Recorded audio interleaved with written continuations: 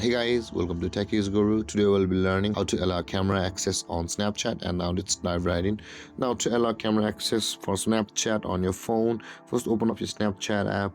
And guys, if you're getting this kind of interface, you can simply tap on the turn on button available over here, and then the Snapchat will start to use the camera, and you'll also be required to choose how to use the camera or how much permission do you want to give Snapchat to the camera.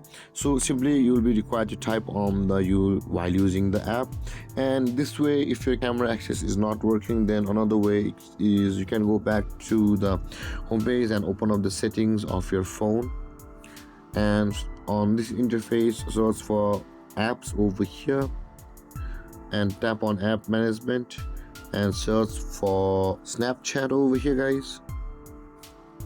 And on the screen guys, you can see the permissions option available for us, which is the second one. Tap on permissions, and over here you can see the camera available or the camera option available for us. Simply tap on that camera, and over here you will see the camera permission page where you will be able to give the access to Snapchat of your camera. You can tap on don't allow, you can tap on ask for every time, or tap on allow only while using the app. So most preferably it will be on the allow only while using the app. This way guys, your Snapchat app will have the camera access on your phone.